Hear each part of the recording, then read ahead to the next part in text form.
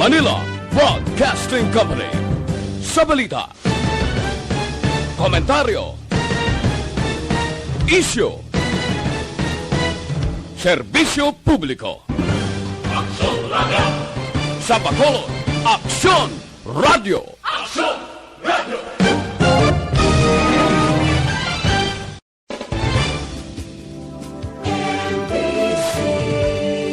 Manila Broadcasting Company. Sa balita, komentaryo, isyu, serbisyo publiko. Aksyon Radio! Sa Bacolod, Aksyon Radio! Aksyon Radio!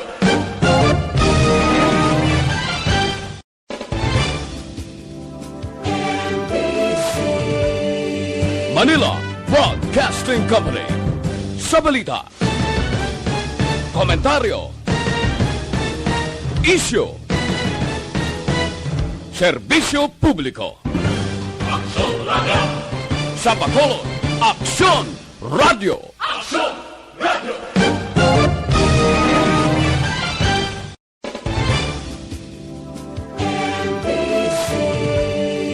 Manila Broadcasting Company. Aksyon! Balita Evening Edition. Magadulong sa inyo sang mga nagapanguna ng balita lokal, national, international, sports, kag entertainment. Aksyon! Aksyon! Balita Evening Edition. Kagkaroon ang inyong news team. Una sa balita, una sa aksyon. Mayong gabi Metro Bacolod, mayong gabi kabugusan nga Western Visayas. Welcome sa papangalagad sa Aksyon Balita Evening Edition. Karon nga adlaw Sabado, Abril 24, tuig 2021. Nakitaan kita live sa among official Facebook page kag sa YouTube channel ang Aksyon Radio Bacolod kag mabatian pagi sa www.aksyonradiobacolod.com.ph. Ang inyong tagbalita, Aksyon and Defensor. Kagaron sa aton mga headliners, una sa mga balita lokal. Hepes ang Police Station 4 kag apat sini ka mga personal nagpositibo sa COVID-19. Dugang nga pagbakuna sa mga senior citizens sa Bacolod pati gayunon. Sa mga nagapanguna nga balita national, mga senior citizen ginapilar nga magtener lamang sa balay. DFA nagpaandam angod sa passport scam sa social media. Sa balita, una sa aksyon. Detalye sa aton mga nagapanguna nga balita lokal pagkatapos lamang sa mga ini. Do not just throw away questions and statements. Kasma ng aton sining Facebook page pagiya sa Aksyon Radio. Ladies and gentlemen, this is Aksyon Radio Bacolod. Aksyon Radio Bacolod, number 1. Nagpanguna ang Aksyon Radio Bacolod sa pinakaulihing survey sa Nielsen nga kakuha sa commanding radio station share para sa fourth quarter sa tuig 2020. Kami nagapasalamat sa aton mga kaaksyon sa padayon nga pagsalig kag pagsuporta. DYEZ Aksyon Radio Bacolod, number 1 with 40.10% radio station share. Number 2, Bombo Radio, 38.70%. Number 3, RMN Bacolod, 14.50%. Aksyon Radio Bacolod, number 1. During this crisis, the result of the survey proves that Aksyon Radio Bacolod serves the public best and will continue to give you the best broadcasting activities. Madamo nga salamat mga kaaksyon for making us number 1. Aksyon Radio Bacolod, number 1.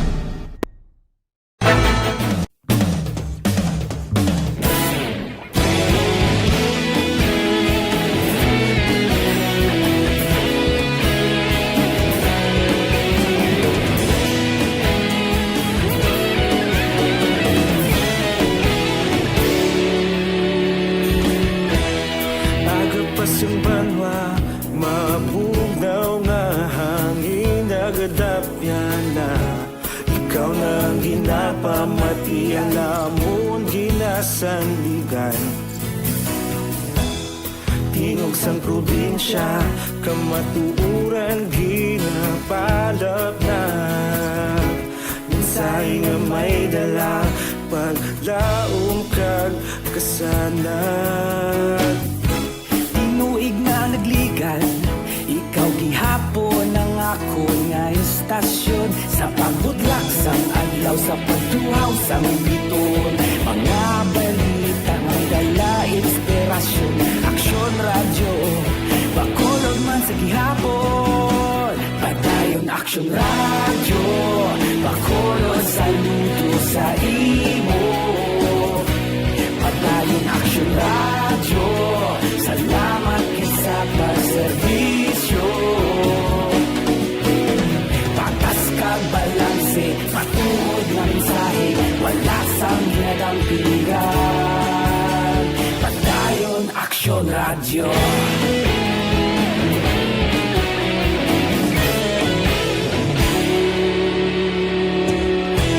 Pagkulong nun kag negro sanon inyong pamatian.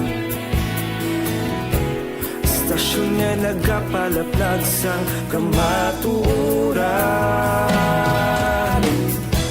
Mabakod nga prinsipyo, reporter handa sa serbisyo.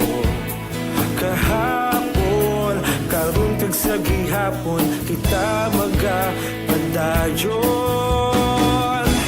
Tinuig na nagligan, ikaw gihapon ang akon nga istasyon. Sa pagbutlak sang adlaw, sa pagtuhaw sa biton. Mga balita nga may dala inspirasyon. Aksyon radyo, bakolon man sa gihapon. Padayon Aksyon radyo, bakolon saludo sa imo. Padayon Aksyon radyo, salamat sa pagserbisyo. Patas kag balanse, matuod na mensahe, wala sang ginadampigan. Padayon Aksyon radyo. Una sa balita, una sa aksyon, sa Bacolod Aksyon Radio. Una sa balita, una sa aksyon, sa Bacolod Aksyon Radio. Kaulog na na'y Sinsan ang mga kalintangan. Responsable ang pagbalita, pagdayon na italag na. Magasig pero sigurado, aksyon na may dalang at palanggan.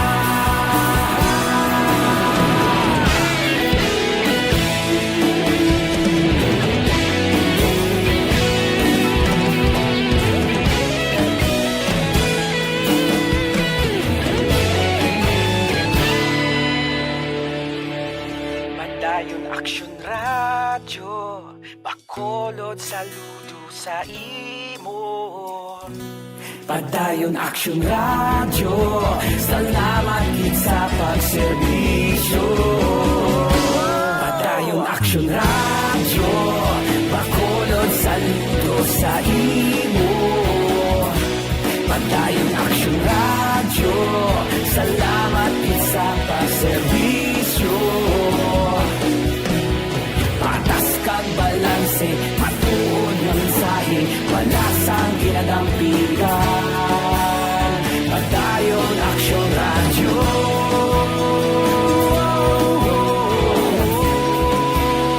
Padayon Aksyon radyo. Sa balita, una sa aksyon. Aksyon Radyo Philippine Standard Time, alas 6:12, kagaron sa litanya sa ngaton, mga nagapanguna nga balita lokal. Nagpositibo sa COVID-19 ang 5 ka pulis dala ang hepe sa Police Station 4 nga si Police Captain John Ray Batadlan kag iya asawa. Gindala na si Batadlan upod sa iya asawa kag 4 ka mga kapulisan sa quarantine facility sa barangay Alhisyudad sa Bacolod agud ipaidalom sa 14 kadlaw nga quarantine. Ginpaidalom man sa swab test ang 30 ka mga personal sa Police Station 4 kay nasang aga. Sunog kay Batadlan katunga sang Police Station 4 ang temporaryo gin-lockdown. Nagapati si Batadlan nga ang virus ila nakuha mismo sa police station. Si Police Lieutenant Ricky Cayaw ang temporaryo naman nga officer in charge sa police station number 4. Hindi maapektuhan ang operasyon sa Police Station 4 sa piyag sa pagpositibo sa COVID-19 sang 5 ka mga personnel sini. Sulod kay Lieutenant Ricky Cayaw, ang Deputy Chief of Police ng Police Station 4, bukas sang istasyon para magbaton sa mga blotter kag reklamo pero sagwa lamang sila maakomodar bilang precautionary measure. Dugang pa ni Cayaw, may napulo ka mga pulis na naga-home quarantine man sa karon kay nagahulat sa resulta sa ilang swab test. Sa nibaluan, nagtala na ang Bacolod EOC sang 2 ka weekend para sa surveillance testing sa tanan nga pulis sa Bacolod Police Office kag ini ang mag-aumpisa subong nga weekend kag sa masunod nga weekend. Wala sir, functional man gyapon tanan ang aton nga station. Baligin kwanta lang ning pwede ta lang ang mga sululod lang ang mga sibilyan nga dalas na anay sila tagwa mas ang ini nga transaksyon nila nga kwanta lang anay tagwa. Ang kabahin sa pagpahayag ni Lieutenant Ricky Cayaw. Sa iban nga balita lokal, magapatigayon sa dugang nga pagpambakuna sa mga senior citizen ang lokal nga pangluan sa syudad sa Bacolod sa masunod nga semana. Suno kay Dr. Chris Sorongon, ang Deputy for Medical and Data Analysis sa Bacolod Emergency Operations Center kon EOC, ini ang instruksyon nga gipapanaog ni Bacolod City Mayor Evilio Leonardia kasunod sa pahanugot nga ginhatag sa DOH sa Region 6 sa diin mahimo na gamiton sa syudad ang bakuna nga kuntani intended para sa second dose sa mga medical workers. Nagalaom ini nga mahimo makalabot sa 1,000 ka mga senior citizen ang ilang mabakunahan sa masunod nga sibana ilabi na ang nakakompleto sang registration paagi sa online. Nagapanguna gihapon ang syudad sang San Carlos sa may kadamuon sang aktibo nga kaso sang COVID-19. Sa datos nga ginpagwa sa Negros Occidental, may hara sang 280 ka aktibo ang mga syudad kag 0 naman ang banwa sang Don Salvador Benedicto. Suno kay Mayor Rene Agostilo, ginatinguan sa lokalidad nga mapasiguro ang nga kontrolado ang ila sitwasyon. Dugang pa ni Agostilo, nag-average sila sang 20 to 30 ka nag-aalalayo, apang may nagdugang naman yung mga positibo nga hindi magdubo sa 20. Nagapati ang alkalde ang rason sa pagsaka sang kaso sa ila, amo ang tuman ka halog sa mga borders sa probinsya. Sa pinakaulihing nga datos sa Negros Occidental, may 2,285 ka aktibo nga kaso, 10,493 ang kabilugan nga kaso, 8,060 ang naka-recover, kag 248 ang napatay.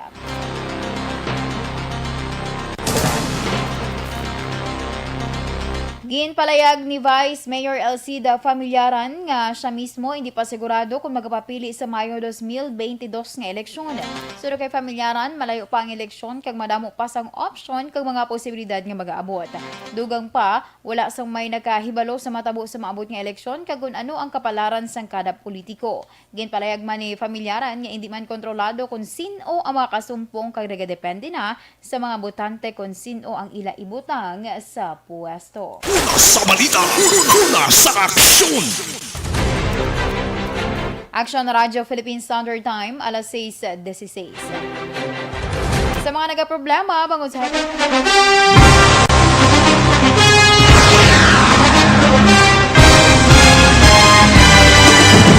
Mga balita nga una nabatian, mga impormasyon nga nakaapekto sa pagpangabuhi sang tanan, drama nga naghatag kabuhi sa istorya sang paglaom, paghigugma kag pagpasimpalan, serbisyo nga makatalandog balatyagon kag nagbunga sang pagsanyon, istasyon sang tanan sa sulod na sang 51 ka tuig, istasyon nga hindi kamupag kalipatan. 7 ka mga kongresista, 1 ka gobernador ang araw sa nagkulist sa pedaya yung pamangkot to nagligad para pamaninga linaw wagay sa ngalan wala to naman nga maglapit na lang ang eleksyon pagwa. Sakit lang kung kayo nga katapos ang media nga mag-report lang sa senaryo kabisan mahatagan kamo tsansa nga makapalayag sang inyo hibubunot batok sa pulis. Jaya kontra Wala niya tsansa mo. Nagpasarhag na ang kamera. Wala ang ila counterpart sa Senado. Nagpabungol-bungol. Kamuda daw ga pinagusto lang sa kamera. Insulto sa Senado. Una sa balita, una sa aksyon, sa Bacolod, Aksyon Radio.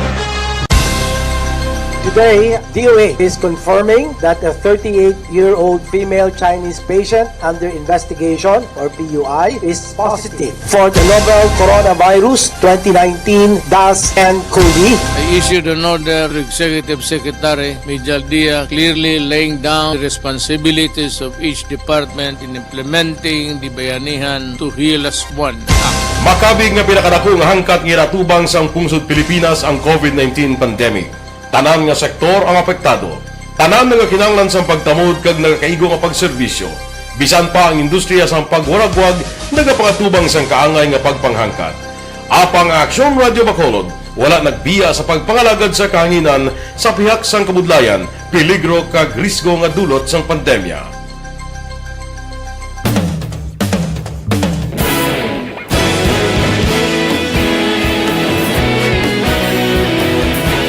Sa sunod na sang 51 katuig, nasaksihan ang dedikasyon sa Aksyon Radio Bacolod sa pagdulong sa mga balita kag impormasyon para sa interes sang mga pumuluyo. Pila na ka henerasyon ang nag-agi, komitido sa gihapon ang Aksyon Radio Bacolod nga mag-alagad sa kahanginan nga tampad, wala sang ginadampigan kag ginahalungan ang kamatuuran. Sa tunga sang mainit nga away sa politika, ang istasyon nagapabilin na nga patas sa pagtalakay sa mga isyu kag problema. Bilang tagbantay sa kamatuuran, ginatagan sa importansya ang tawhanon nga kinamatarong kag nagakaigo nga proseso agud mawaragwag sang husto ang balita kag malikawan ang paglaptas ang salak nga impormasyon. Sa pagluntad sang kalamidad, gindulong sa inyo ang sitwasyon sa palibot kag padayon nga nagahatag sang pahanundom agud maluwas ang kaugalingon, ang pamilya, kalakip na ang tanan nga kaaksyon.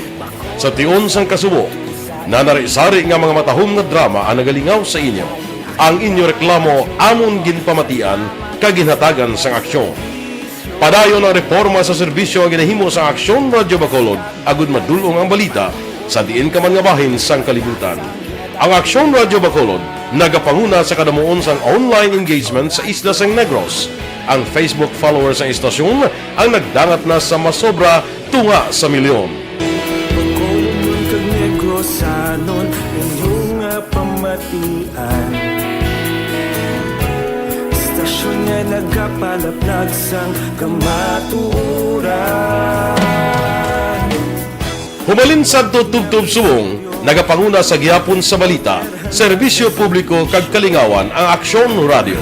Napili bilang finalist sa UP Broadsox Choice for Gandingan ng Katarungan sang Gandingan Awards 2020 ang Aksyon Radio Bacolod. Naghakot man sang pagpasidungog na makatapo kang programa sa Aksyon Radio Bacolod sa Tingog kag Handurawan Awards 2020. Ang tanon nga kadalagan nga naangkon sa Aksyon Radio Bacolod sa masobra 5 ka dekada ang nagapatimaan lamang sang padayon nga pagsalig sa mga pumuluyo sa radyo nga nanging kabahin na sa ila matag adlaw nga pagpangabuhi. Aksyon Radio. Una sa balita, una sa aksyon, sa Bacolod Aksyon Radio. Ikaulog na na'y Sansan ang mga kalintangan. Responsable at pagbalita Pagdahil na Na morning, bilog nga dakpanwa sa Bacolod, bilog nga probinsya sang Negros Occidental. Aksyon Hotline. Mayad-ayad nga aga sa liwat sa aton sini nga magka-aksyon nga nagamonitor na karon nga aga sa aton. Maayong udto Pilipinas, Aksyon Balita Banat Bulig. Mayong hapon naman sa itong mga palangga mga tagpalamati. Ayun nyo naman kubos nga lagad sa Tito Wilma, upod ninyo karong nga hapon sa pagpangalagad sa palatuntunan. This is my life. Amon, first time ni natabo diri sa aton sa Pilipinas kag sa kalibutan nga nag-amo ning senaryo ta. Yes, maayong gabi kalibutan. Welcome na sa pagpangalagad sa Aksyon Firing Line. May gabi sa liwat, kamusta naman mapalangga naman tagpalamati, region-wide mga palagag kita sa labilin isa ka oras, 19 minutos, karon gadlaw Miyerkules.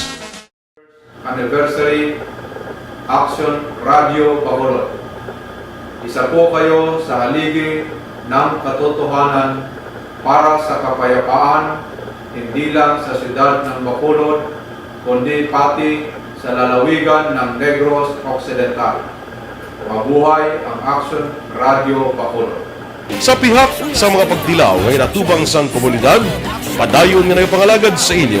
Kahapon, sumong kag sa palabuton ang Aksyon Radio Bacolod. Una sa balita,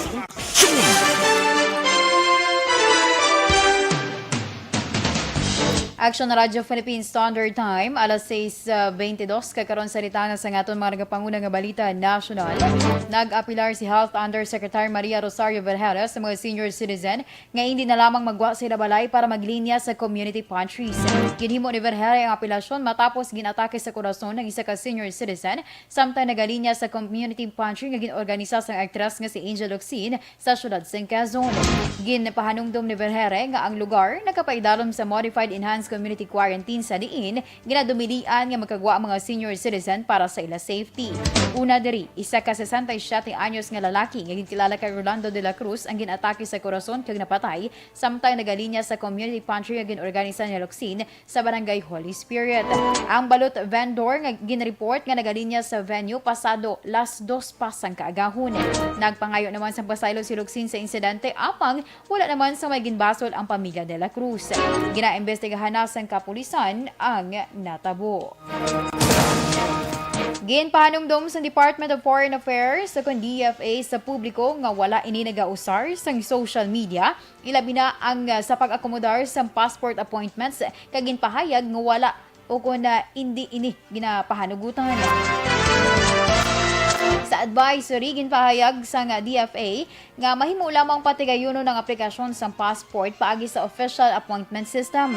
Wala na mentionar sa ahensya kung may nabaton sila nga reklamo angod sa tanyag nga passport appointment sa social media, apang ini ang nagwa matapos nga sa karon nagapabilin sa modified ECQ ang Metro Manila kag magkaiping nga probinsya sang Rizal, Laguna, Bulacan kag Cavite.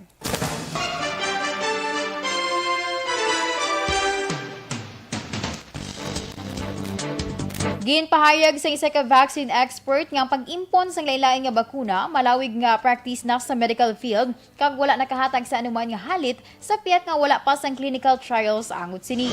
Sunod kay Philippine Foundation for Vaccination Executive Director Dr. Lulu Bravo, makapila na ini ka beses natabo sadto kag hindi lamang sa COVID-19. Dugang pa ni Bravo bilang isa ka pediatrician, ilang man naobsermahan nga nagakatabo ini sa mga kabataan.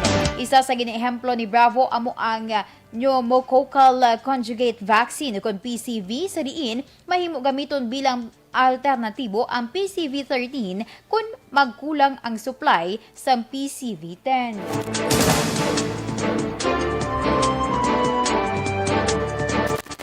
Target sa mga researchers nga magapatigayon sa clinical trials sa ivermectin bilang bulong para sa COVID-19 sa katapusan sang Mayo. Sunod kay Dr. Jaime Montoya, ang Executive Director ng Philippine Council for Health Research Development ng DOST, target sang ahensya makaumpisa sa katapusan sang Mayo kag mahimo nga magwa ang resulta pagkaligid sang 6 ka bulan kung madasig man ang pag-recruit sa mga pasyente. Antes ang pagtuon, kinahanglan sa mga researchers sa madamo nga approval sa nagkalain-lain nga mga ahensya kagay sang Food and Drug Administration, Ethics Board kag iban pa. Dugang pa ni Montoya, may consent forms nga ihatag sa mga pasyente nga maga-intra sa clinical trials. Una sa balita, una sa aksyon. Aksyon Radyo Philippines Standard Time, alas 6:26 kag inyo ginpamatian ang kabugusan nga detalye sa aton mga natipon nga mga balita. Dili lamang sa Aksyon Balita Evening Edition karon nga adlaw Sabado, Abril 24, tuig 2021. Sa liwat ang inyong tagbalita, Aksyon and Defensor. Una sa balita, una sa Aksyon, sa Bacolod, Aksyon Radio.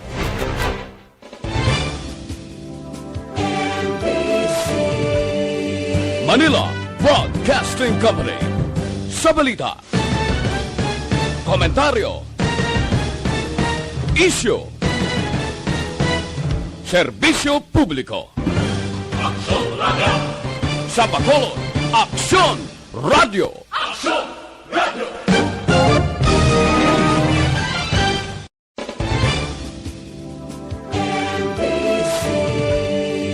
Manila